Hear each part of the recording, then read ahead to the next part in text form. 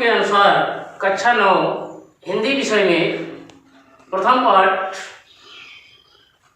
संत कबीरदास की साखी पद से आपके पाठ्यक्रम में दिया हुआ उनका 8वां दोहा 7 तक कल मैंने आपको कोशिश करके बता दिया था। 8वें में कबीरदास जी राम के क्या उस सतगुरु, क्योंकि ये निराकार देव के उपासक थे और साकार और निराकार दो पंथ में ये निराकार के उपासक थे, तो निराकार सतगुरु को ध्यान में लाते हुए और संपूर्ण जगत को उनकी तरफ लगाने की कोशिश करते हुए ये कहते हैं इस दोहे में।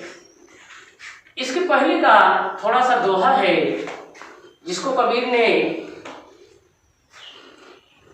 उस आदिशक्ति परमात्मा से इस आत्मा की डोर को लगाने के लिए प्रेरित करते हुए कहा है कि केशव कह कह कूकिए मत सोइए असरार, रात दिना के कूकड़े कबहू लगे पुकार।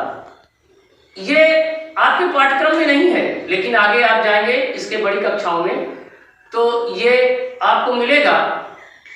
केशव उसी आदिशक्ति उनके सदगुरु परमात्मा का पर्याय है।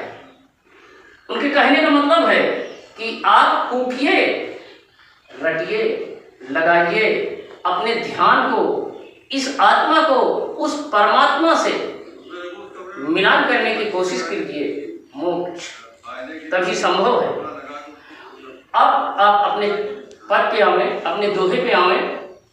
आपका दोहा है आँखड़ियाँ झाई पड़ी पंथ निहार निहार, जी भड़िया छाला पड़ा राम पुकार पुकार। राम अनंत शब्द है, अंतर्निहित सभी शक्तियों से ओतप्रोत शब्द है। उस जगत नियंता, जगत संचालन करता, जगत को चलाने वाले प्रभु सत्ता का नाम है राम। कबीरदास जी कहते हैं कि आँखड़ियाँ यानी आंखों में झाई पड़ी, यानी रास्ता देखते देखते, ईश्वर के दर्शन करने का रास्ता देखते देखते, उस सतगुरु का रास्ता देखते देखते आंखें हमारी पथरा रही, थक गई हैं, अब तक दर्शन नहीं हुए। पंथ निहार निहार यानी राम के आने के रास्ते को देखते देखते मेरी आंखें पथरा रही, कष्ट होने लगा है, लेकिन अभी तक उस सतगुरु जगत नियंता राम के दर्शन नहीं हुए। और क्या हुआ? आंखों की यह दशा हुई, जी भड़िया छाला पड़ा। राजस्थानी भाषा का शब्द है, क्योंकि कबीर की भाषा, इसको विद्वानों ने इस भाषा को पंचमेल खिचड़ी माना है और इसमें सधुक्कड़ी भाषा के तमाम शब्द आ गए। तो जी भड़िया, जीव जवान, जिह्वा में उनका नाम रटते रटते रटते रटते छाले पड़ गए। ये आत्मा को परमात्मा से लगाने की जो प्रेम की डोर है, ऐसा करने का तरीका, उस तरीके में कबीर को कितना कष्ट, फिर भी ईश्वर के दर्शन अप्राप्त। लेकिन कबीर ने इसके पहले वाले दोहे मैंने आपको बताया जो आपके पाठ्यक्रम में है कि न सोइए असरार। असरार का मतलब निरंतर, लगातार। आप सोइए नहीं, केशव कहते हैं। फिर इसमें भी कहते हैं कि इतना होने पर भी आंखें पथरा रही हैं, जीभ में छाले पड़ रहे हैं, ईश्वर के दर्शन प्राप्त करने को हृदय व्याकुल है, इस आत्मा को परमात्मा से मिलने के लिए यह जीवात्मा व्याकुल है, फिर भी नहीं हो रहा है तो सोइए नहीं, यानी आप अज्ञानता में मत जाइए, लगातार उस प्रयत्न को आप करते रहे। जी भड़िया छाला पड़ा, राम पुकार पुकार।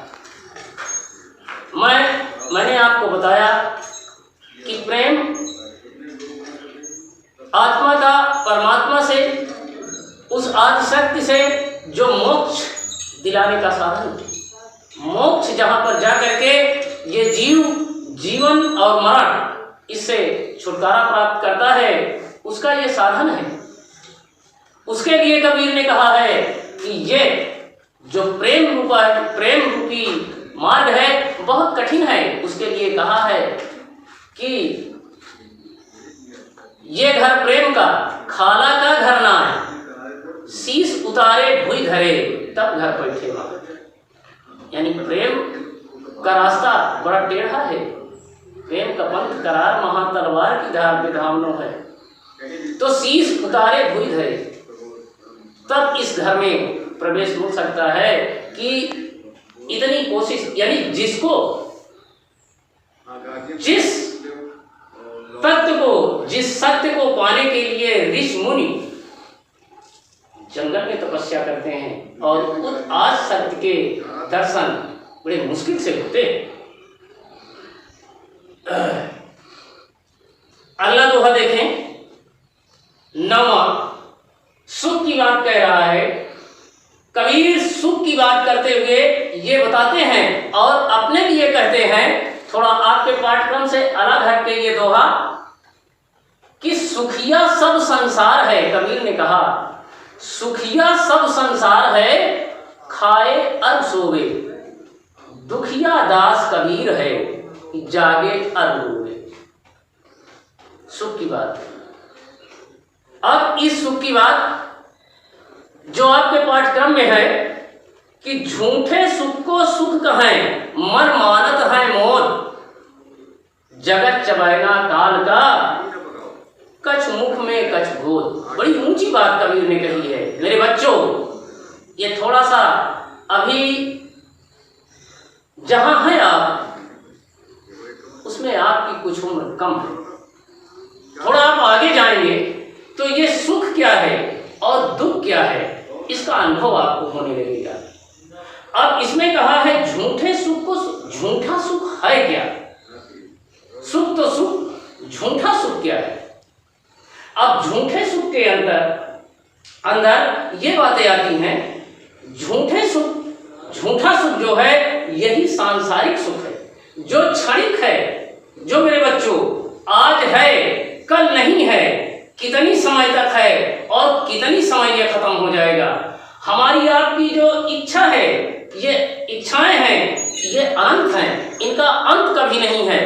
और इसी सुख को प्राप्त करने के लिए हम इसके ऊपर वाले दोहे में कबीर ने कहा था कि माया दीपक नर पतन, भ्रम भ्रम इवै पड़न, कह कबीर गुरु ज्ञान ते एक आध ऊपर। इसी सुख को प्राप्त करने के लिए हम और आप सारा जीवन परेशान रहते हैं और इसी सुख को बहुत बड़ा सुख मानते हैं।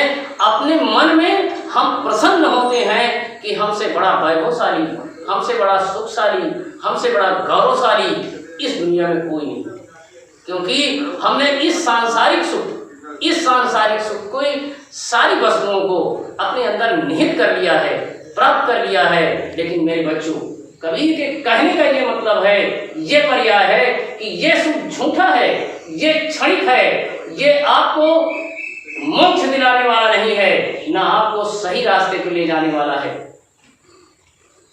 इसी को कबीर अपने दोहे में वर्णित करते हुए कहते हैं कि झूठे सुख को सुख कहे, मानत है मनमोद। अब ये बात आपके समझ में आ गई होगी कि झूठा सुख है क्या।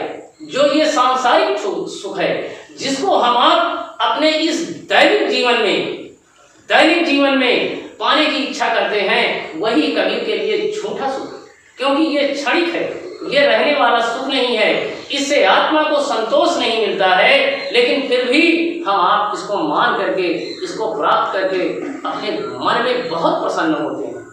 आगे बताते हैं कवि नीचे वाली लाइन को देख के कि जगत चबैना काल का, देखिए ये संसार नश्वर है, मरणशील है।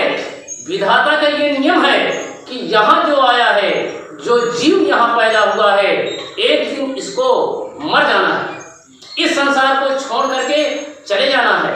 ये देह यहाँ के लोगों द्वारा पाली गई, पोसी गई, बनाई गई, ये यहीं रह जाएगी।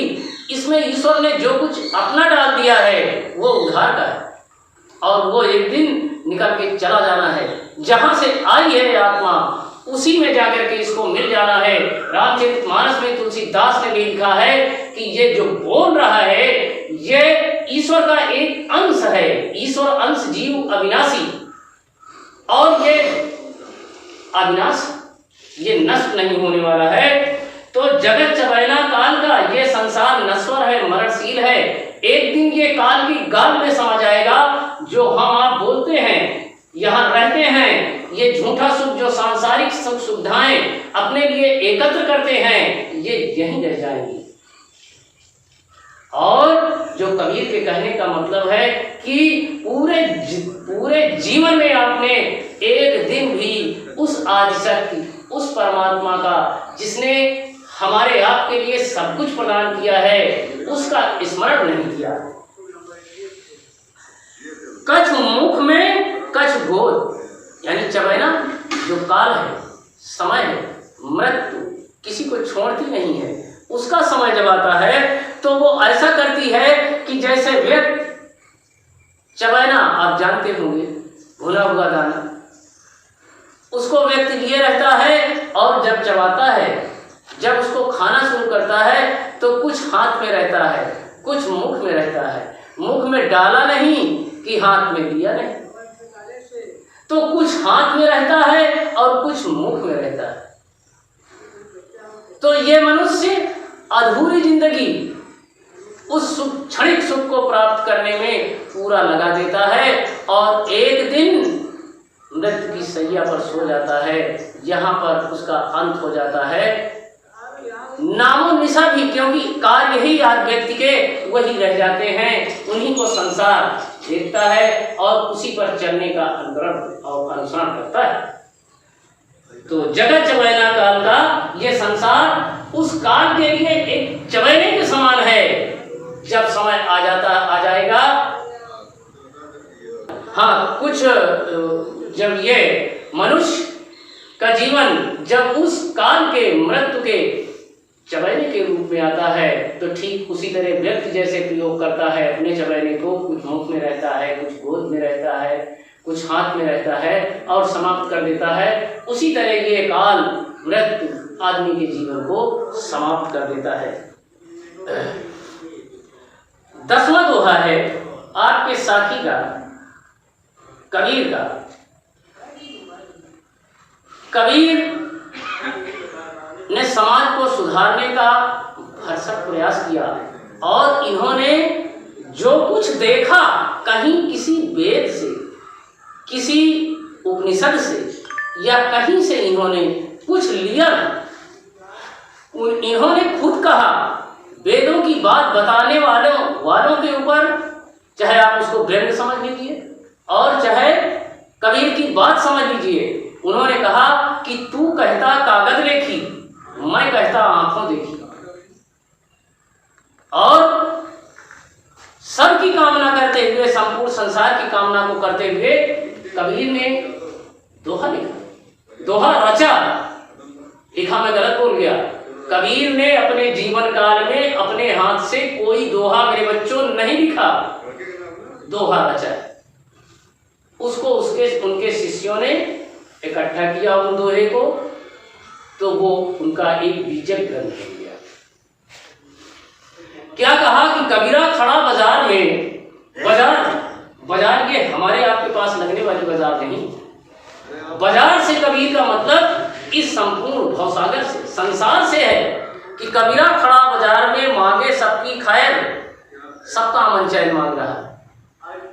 ईश्वर से किसी को कष्ट देने की बात नहीं कह रहा है, ना काहू से दोस्ती, ना काहू से बैर।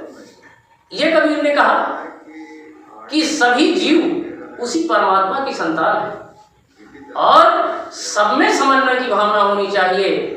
आदमी को, मनुष्य से वैमनस्य का भाव नहीं रखना चाहिए। तो वैमनस्य का भाव आता कब है, कब आता है मेरे बच्चों? वैमनस्य का भाव मानव से अलगाववादी दृष्टिकोण कब पैदा करता है? जब मनुष्य के अंदर एक शब्द घुस जाता है उसके हृदय के अंदर, जो आप जानते होंगे, न जानते हो तो जान लीजिए, वो शब्द है मैं। मैं का मतलब मुझसे नहीं। कबीर की भाषा में, उनकी वाणी में, उनके साहित्य में मैं का मतलब अहंकार से है। अहम की भावना जब आ जाती है तो आदमी ये सोचने लगता है कि मैं एको अहम द्वितीयो नास्ति, मैं ही हूँ, दूसरा कोई नहीं है। अहम ब्रह्मास्मि, यानी वो ब्रह्मा की जितनी आज शक्तियां हैं सब मेरे अंदर समाहित है। इसी को लंकाधीश है, मैं ही उनके अंदर घुस गया था, जो राम के द्वारा राम के सामने पराजित हुआ।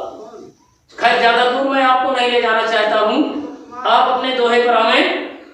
कबीर कहते हैं वही मैं आदमी के अंदर वैमनस्य की भावना पैदा करता है। जब मैं आ जाता है, उनका अगला दोहा है कि जब मैं था तब हरि नहीं, अब हरि है मैं नाय, सब अंधियारा मिट गया दीपक देखा।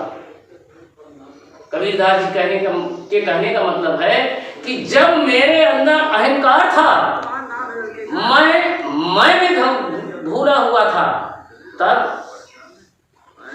मुझे उस आदि शक्ति परमात्मा के दर्शन की बात क्या, वास की बात भी नहीं थी। उनकी वास भी मुझ तक नहीं आती थी, मेरे तक नहीं पहुंचती थी। तो क्यों कि मेरे अंदर जबरदस्त घर बना करके मैं शब्द व अहंकार बैठ गया था। और अब हद है, लेकिन मैंने अपनी आत्मा को अपने कर्मों द्वारा, कार्यों द्वारा उस परमात्मा के प्रेम रूपी लगन की डोर में बांधने का प्रयास किया। तो ये मैं शब्द मेरे हृदय से निकल गया। प्रेम गली अति साकरी, आपने पढ़ा, अभी कल मैंने पढ़ाया। प्रेम गली अति साकरी जामे दो न समान, जिसमें न मैं और प्रेम दोनों नहीं, एक ही समाहित हो सकता है। तो जब मैं निकला तो हृदय के अंदर हरि के दर्शन हुए, ईश्वर के दर्शन हुए, ईश्वरत्व का वास हुआ, ईश्वरत्व पहुंचा। ये आत्मा को जिस वस्तु की जरूरत थी वो वस्तु से दिखाई देने लगी। तो जब मैं था तब हरि नहीं, अब हरि है मैं नाय, सब अंधियारा मिट गया। अंधियारा कभी मिटता नहीं। कबीर के कहने का मतलब ये है, ये प्रकृति का शाश्वत नियम है कि रात के बाद दिन, दिन के बाद रात, उजाले के बाद अंधेरा, वो तो आना है। लेकिन कबीर ने कहा कि सब अंधियारा मिट गया। अंधियारे से मतलब मेरे बच्चों, अंधियारा क्या है? अंधियारा हमारे और आपके अंदर जो बैठा अज्ञान है, वही हमारे आपके ज्ञान रूपी नेत्रों को बंद किए हुए है, वो अंधियारा है। उसी को कबीर ने अंधियारा कहा कि जब उस आदिशक्ति परमात्मा का वास मेरे हृदय में हुआ, मैं निकला, तो सब अज्ञान रूपी अंधियारा खत्म हुआ। मेरे अंदर ज्ञान रूपी दीपक का प्रकाश हुआ। मुझे ये दिखाई पड़ने लगा कि संसार क्या है, ईश्वर क्या है और मनुष्य क्या है। इसको पहचानने की ताकत कब आएगी, कब होगी, किस व्यक्ति में होगी? जो व्यक्ति कर्मठ, योगी, कर्तव्यनिष्ठ और आचरणशील होगा मेरे बच्चों। तो कबीर ने कहा कि सब अंधियारा मिट गया, यानी जब मेरे अंदर उस ईश्वरत्व का वास हुआ, हरि के दर्शन हुए, तो अज्ञान रूपी जो अंधकार था वो खत्म हुआ और मेरे अंदर ज्ञान की ज्योत का प्रभापुंज प्रस्फुटित हो उठा और ज्ञान के लिए जल गया। जब ज्ञान का दीपक मैंने देखा तो अज्ञान के अंधकार को दूर कर दिया। यहीं पर आज मैं मेरे बच्चों अपनी बात को समाप्त करता हूँ। अगले कल आपके जो बचे हुए दोहे हैं उनका अर्थ कल